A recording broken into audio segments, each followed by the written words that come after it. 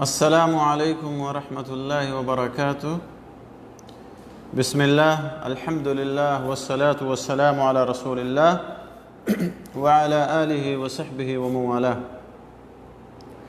محترم ناظرین، حمد و صلوات کے بعد آج کے اس لائیو پروگرام میں آپ کے سامنے رکھنا وہ کاہن اور نجومی کے پاس جانے کا حکم کیا ہے، اس بارے میں۔ جیسا کہ ہم لوگ دیکھتے رہتے ہیں کہ بہت سارے لوگ کاہن اور نجومی کے پاس جاتے ہیں اور ان سے غیب کی باتیں پوچھتے ہیں، اور آج کل ٹیلی ویژن پر کچھ ایسے پروگرامز آتے ہیں جس میں جادوگر یا اسی طرح سے کاہن اور نجومی غیب کی باتیں بتاتے ہیں۔ تو آج کے اس ملاقات میں انشاءاللہ یہ جاننے کی کوشش کریں گے کہ کاہن اور نجومی کے پاس جانے کا حکم کیا ہے۔ اور اس سلسلے میں دو طرح کی حدیثیں آئی ہیں یا دو طرح کی احادیث بیان کی جاتی ہیں۔ ایک حدیث ہے جس میں اللہ کے نبی صلی اللہ علیہ وسلم نے فرمایا، اور جس کے راوی جلیل القدر صحابی حضرت ابو ہریرہ رضی اللہ تعالیٰ عنہ ہیں، کہتے ہیں کہ رسول اللہ صلی اللہ علیہ وسلم نے ارشاد فرمایا، من اتی کاہنا او عرافا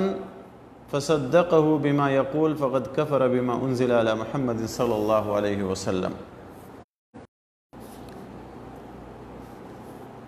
کہ جو شخص کسی کاہن یا نجومی کے پاس آئے اور اس کی بات کی تصدیق کرے، اس کو اس کی بات میں سچا مانے، فقط کفر بما انزل علی محمد صلی اللہ علیہ وسلم، تو اس نے نبی صلی اللہ علیہ وسلم پر نازل کردہ شریعت کا اس نے کفر کیا۔ اور نبی صلی اللہ علیہ وسلم پر اللہ تعالیٰ کی جانب سے کیا چیزیں نازل ہوئیں؟ قرآن اور سنت۔ تو اگر کوئی شخص کسی کاہن کے پاس یا کسی نجومی کے پاس جاتا ہے اور اس سے سوال کرتا ہے اور اس کی بات کی تصدیق کرتا ہے، اس کو سچا مانتا ہے اس کی بات میں، تو وہ شریعت کا، نبی صلی اللہ علیہ وسلم نازل کردہ شریعت کا، نبی صلی اللہ علیہ وسلم پر نازل کیے گئے قرآن کا، نبی صلی اللہ علیہ وسلم پر نازل کی گئی سنت کا کفر کرتا ہے۔ اس حدیث کو امام احمد اور دوسری حدیث کی کتابوں میں یہ حدیث امام احمد نے اپنی مسند میں روایت کیا، اور دوسری حدیث کی کتابوں میں بھی موجود ہے، اور البانی رحمۃ اللہ علیہ نے اس کو صحیح قرار دیا ہے۔ اور ایک جو دوسری حدیث ہے وہ یہ ہے کہ جو کسی کاہن کے پاس یا نجومی کے پاس جائے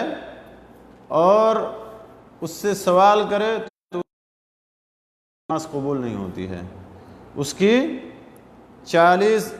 دن کی نماز قبول نہیں ہوتی ہے۔ جیسا کہ صحیح مسلم کے اندر یہ حدیث ہے کہ من اتی عرافا فسألہ عن شیء لم تقبل له صلاة 40 لیلہ، کہ جو شخص کسی نجومی کے پاس جائے اور اس سے کسی چیز کے بارے میں سوال کرے تو اس کی 40 رات کی نماز یا 40 رات کی نمازیں اس کی قبول نہیں کی جاتی ہیں۔ تو پہلی حدیث میں اللہ کے نبی صلی اللہ علیہ وسلم نے فرمایا کہ اس نے نبی صلی اللہ علیہ وسلم پر نازل کردہ شریعت یا قرآن اور سنت کا اس نے کفر کیا، اور دوسری حدیث میں آپ نے فرمایا کہ اس کی 40 دن کی نماز قبول نہیں ہوتی ہے، اور دونوں حدیثیں صحیح ہیں۔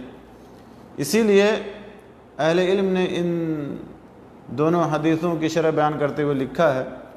کہ کاہن اور نجومی کے پاس جانے کی چند صورتیں ہیں، چند شکلیں ہیں یا چند حالات ہیں۔ پہلی حالت تو یہ ہے کہ آدمی صرف جائے اس کے پاس اور کچھ نہ کرے۔ دوسری چیز، اس کے پاس جائے اور اس سے سوال کرے اور اس کی تصدیق کرے۔ اور تیسری حالت یہ ہے کہ اس کے پاس جائے، سوال کرے لیکن تصدیق نہ کرے۔ اور چوتھی حالت یہ ہے کہ ٹیلی ویژن وغیرہ کے اندر یا اسی طرح سے موبائل پر یا یوٹیوب اور فیس بک پر اس طرح کی چیزیں یا کاہن اور نجومی کے اعمال کو دیکھیں یا اس کا مشاہدہ کریں۔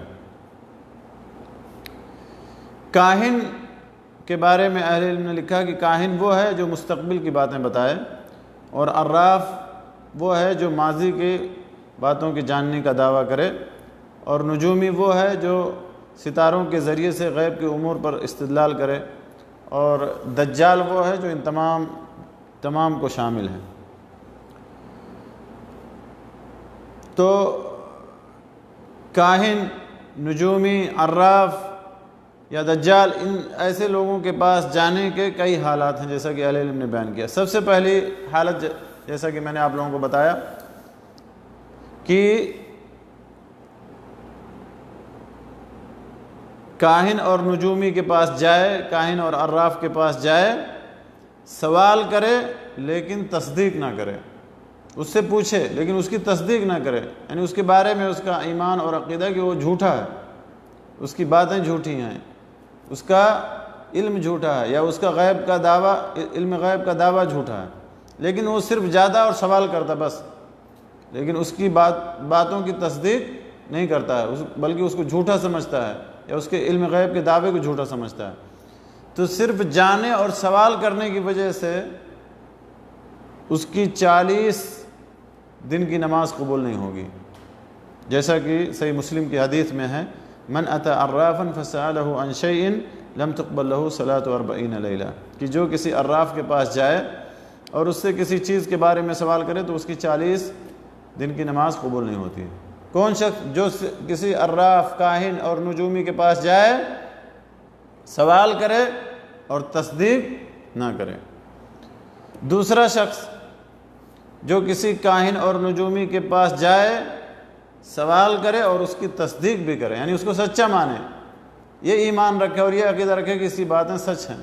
اور یہ جو غیب کے بارے میں بتا رہا ہے یا یہ جو دعویٰ کر رہا ہے، یہ اپنے دعوے میں، اپنے علم غیب کے دعوے میں وہ سچا ہے۔ کتنے لوگ جاتے ہیں کاہن کے پاس، نجومی کے پاس، جو ہے اپنی ہاتھ کی لکیریں دکھاتے ہیں، اور وہ ہاتھ کی لکیریں دیکھ کر کے مستقبل کی غیب کی باتیں بتاتا ہے۔ تو کچھ لوگ تو خالی تفریح کے لیے ایسا کرتے ہیں، یعنی صرف پوچھتے ہیں لیکن تصدیق نہیں کرتے، تو ایسے لوگوں کے بارے میں کہ ان کی 40 دن کی نماز قبول نہیں ہوتی۔ اور جو لوگ اس کی سوال کرتے ہیں اور اس کی تصدیق بھی کرتے ہیں اس کی باتوں کی، تو پھر ان کے بارے میں یہ ہے کہ انہوں نے کفر کیا نبی صلی اللہ علیہ وسلم پر نازل کردہ شریعت کا، نبی صلی اللہ علیہ وسلم پر نازل کی گئی شریعت کا، نبی صلی اللہ علیہ وسلم پر نازل کیے گئے قرآن کا، سنت کا، حدیث کا اس نے کفر کیا، یعنی وہ کافر ہو جاتا ہے جو آدمی تصدیق کرتا ہے۔ تیسری حالت یہ ہے کہ صرف سننے کے لیے جائے، وہاں جائے اور سنے، سوال بھی نہیں کرتا ہے اور تصدیق بھی نہیں کرتا ہے، صرف سنتا ہے، تو ایسے شخص کے بارے میں اہل علم کا کہنا ہے کہ ایسا شخص گنہگار ہوگا، یعنی اور بہت بڑے گناہ کا مرتکب ہوگا۔ چوتھا شخص وہ ہے کہ جو کسی کاہن یا نجومی کے پاس جائے اور اس سے سوال بھی کرے، لیکن اس لیے اس سے سوال کرے تاکہ اس کی غلطی کو یا اس کے دجل کو، اس کے فریب کو، اس کے مکر کو، اس کے جھوٹ کو لوگوں کے سامنے، اس کی عاجزی کو لوگوں کے سامنے واضح کرنے کے لیے اس سے سوال کرے، تو ایسا کرنا درست ہے اور ایسا کرنا جائز ہے۔ اس کی دجل